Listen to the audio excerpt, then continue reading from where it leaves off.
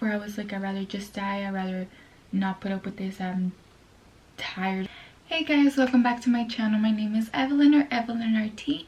If you guys are new here, then welcome. Hope you guys subscribe, and if not, then welcome back. So today, as I had said in the previous video, I wanted to do a sit down video and pretty much talk about everything that has been going on, my mental health. I'll be showing you guys my scars and just therapy, everything else that pretty much has been in the process of me healing, of me being able to get up, of me being able to start walking. Okay, so let's begin. So as some of you guys know, I was in a car accident, a car crash, and if you don't know, then I'll leave the link down below of the video where I explained everything that happened to me. So let's start with my mental health. I'm gonna start from where I was at the hospital all the way to now. So when I first got into the hospital, I was pretty much just worried about other stuff except my health. I was worried about the other person, how they were doing, blah blah, whatever. After that, as the days went by, I started worrying about me not being able to walk, and that's when it all gets super dark for me. So I want to say about a week in the hospital. Well, not even, no, a couple days after I was at the hospital, they needed to do x-rays on my pelvis, which was still broken. My pelvis was still broken, and that caused a lot of pain. So when they would try to move me or try to get the x-rays, put anything on behind my back, anything at all, the pain was so intense, like bad, to the point where I was like, I'd rather just die. Where I was like, I'd rather just die. I'd rather not put up with this. I'm tired of being like this. And let me tell you, it was just a couple days into me being at the hospital, but the pain was really bad. Like, I would scream, I would cry. The doctors would be like, well, we can't do anything, we need the x-rays to do surgery. And I was like, no, like, I just want to die. After that, I started getting a little hope, because I wasn't feeling as much pain, but I was on morphine. Every 6 minutes, I believe, I would press the little button and morphine would go into my body. And this was going on for like at least 2 weeks. The last week I was at the hospital, I was like, no, I can't be putting this much medicine or drugs or whatever you guys want to call it into my body. So I was like, no, I have to stop, I have to calm down, try to put up with the pain, whatever. So when I was doing that, I was sleeping throughout the day. I wouldn't eat, I wouldn't anything. That's when I kind of started getting worse.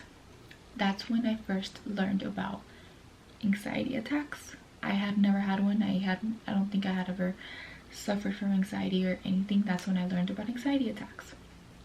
The doctors, well, I would only see the doctors in the mornings, but when there was a day where I was really bad, where I just wanted to die, when I was screaming, yelling, crying, saying that I would have rather died in the car accident, that I would have just, like, I wish they would have left me there, that I was just done. So I would only see the doctor in the morning, and that day they had to bring the doctor up to my room because they couldn't get my heartbeats down, because it was just like the machine was blowing up. It was really loud, and that was just making it worse. They couldn't control me. My mom couldn't control me. The nurses couldn't control me. I was just done. I was done putting up with all the pain, done with putting up with not being able to sleep, done with everything. I was just tired. And that's from there on, that day I started getting anxiety really bad every day. People always ask me, like, how are you so positive? How are you, like, going through all of this and still keep smiling? Now I am. Now I'm positive. Now I'm hoping I can get better. But back then I was not. There was this one day where I was just really tired.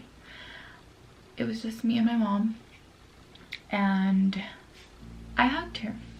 And it's weird because I can never say that I love her. I can never tell her, like, face to face, you know, and it's really hard, and I hope I can someday be able to do it, but I can't just be like, Mom, I love you, because very hard for me to say that. I don't know why. That day it was just me and her in the room, and I told her I was crying really bad, and she goes and she hugs me, and I tell her, I was like, I love you. But inside me,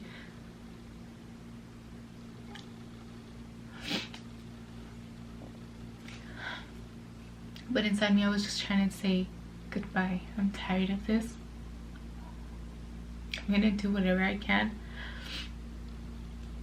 to die. In my head, I was just like,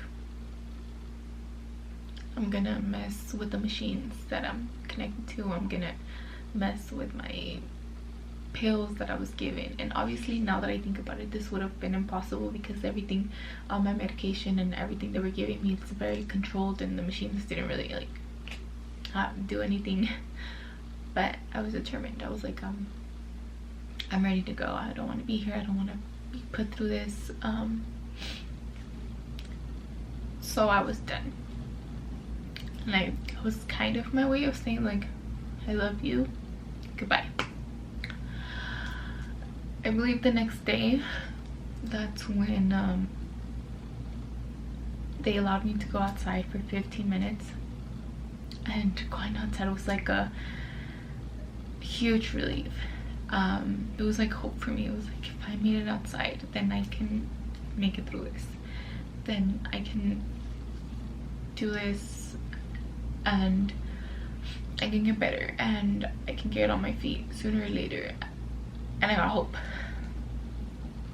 Well, a couple days later, after all of that, of me getting hope and me trying and everything, I was released from the hospital. After 19 days, I was released from the hospital, and I got home, and I went downhill. Everything, all the hope was gone. I was tired of everything I was going through, and I was over it, and really bad. I had really bad anxiety attacks. I couldn't sleep at night. I didn't sleep at night for, I wanted to say, over a month. I couldn't sleep. I tried sleeping pills, the sleeping gummies. I tried everything I could to sleep, and I just couldn't. There was this one night where I was fed up with not being able to go out. I was fed up with being home every day. I was fed up with everything, the pain. And some of my friends don't even know some of the things that I'm saying, so it's very hard for me too. So, long story short, my parents had to take away all the pills I had in my room.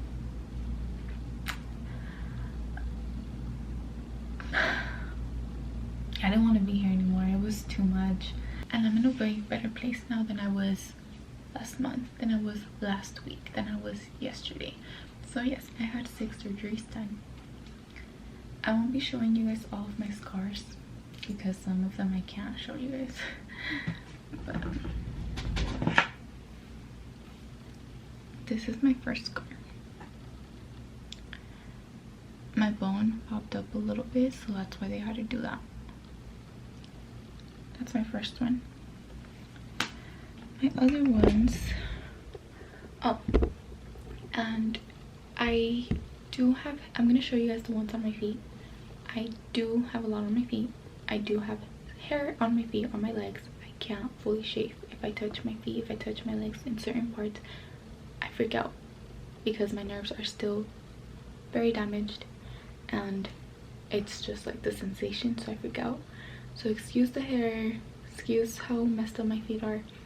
I'm gonna get like 20 pedicures after this is all done with, but let me show you guys. So this is my scar, which I believe this is the first one they made. I don't know, I have a lot, but that's the first one that I think I was able to see, and that's because, so all of this is pretty much broken. Same one on my other foot, but obviously, as you guys can see, I do have way more on this one. This is the one I say, it's the Chanel logo. This one is also on my right side, and as you guys can see, my ankles get really swollen. This one right here is the same as the other one. It opened up once I was home, but same thing, I had to cover it, put lotion, like special lotion on it and everything to be able to pretty much heal it all over again. So therapy, I do go to therapy every week, at least once a week if not twice. It's super hard. It drains me emotionally and physically because it's super hard trying to walk again, trying to learn how to walk again. Right now I can take a couple steps, but those steps aren't just, they're not right, they're not, you know, better than nothing. But it's still very disappointing seeing that you can't do what you used to do without hesitation. But I'm doing good. I'm trying to stay as positive as I can because I know if I stay positive then it'll help me.